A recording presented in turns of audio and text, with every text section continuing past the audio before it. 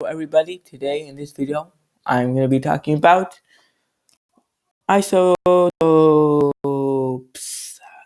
So as you know, and if you watch one of our recent videos, I said I'm going to make a video about isotopes, and it's basically part 2 of that video. So I recommend watching it because it'll make this video much easier to understand. So let me show you one isotope, magnesium. It is an isotope, and this is the reason why, because it has 12 as a proton all the time. So it's 12 protons, 12 protons, 12 protons. But sometimes it has 12 neutrons, and other times it has 13 neutrons, and other times it has 14 neutrons. So that's what makes it a isotope. But then, how are we going to find the weight? As you know by watching the video before, you have to use the weight and by adding and then subtract it, and then that's how you get the neutrons. And if you add up the neutrons and protons, that's how you can find out the weight. What do you do in this situation? Well, there's a specific way to do it. So I'll go to a new page. There's two main ways to do it. So I'm going to do one, because in one way you have to know the exact weight, and in another way you can just use what you know. So as we know, there's 24, and there's also 25 and 26. And this is the second major part of this isotopes. We need to find out how many times do they have a weight near 24. So that would be times 78.99%. And then you also times it by 25. 25 is only there 10% of the times, and 26 is there 11.01% of the times.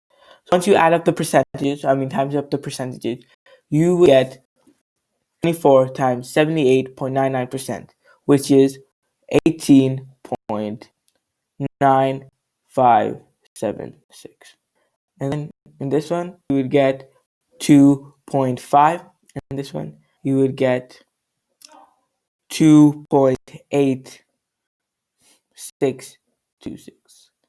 And if you add it all together, you get 24.32. Let's go back. Let me just put this up in the screen again. It's not very similar, as you can see right here. This and this are quite similar, but not the same. So if you saw that you'd be quite surprised, and you still like that. But this is how you find the exact. So you would need to find the exact weight. And the exact weight of all of them is this. So the first one, instead of 24, it's 23.9855. And then I'm 9850. But then you don't really need the 0.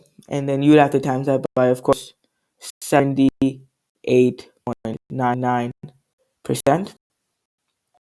And then you have to do the other one, which is 24.9858 instead of 25, of course, times by 10%.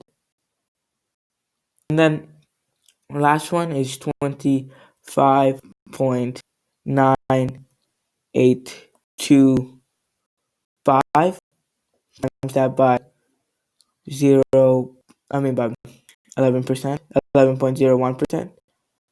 It's very hard. There's a lot of numbers on the screen, I know. So just bear with me. So if you times the first top, 23.9850 times 78.99%, you would get 18.9.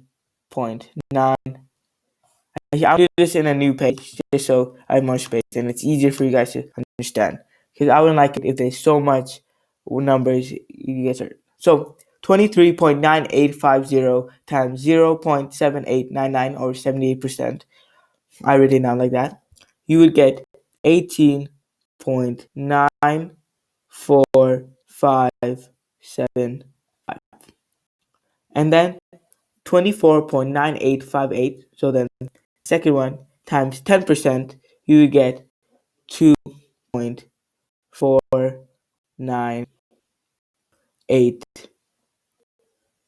5, 8. And then 25.9825, so that's the last number, the highest one, and you times that by 11.01%, you get 2.86067. And if you add that all together, the magic number you get is 24.305. You can try that out yourself. And that number looks awfully familiar, doesn't it? Because it's the same weight as magnesium. So isotopes. You can find the weight of isotopes like this. It's not very hard, but then there's lots of adding and multiplying, which you may need to get used to, or maybe you already know. So if you're at home and you would like to try some other isotopes, you can try chlorine or titanium, and then you can search up a video online about their weights and all that. And yeah, that'll be quite easy if you watch this video. So thank you guys for watching. I hope you guys learned lots, and stay tuned for the ions video.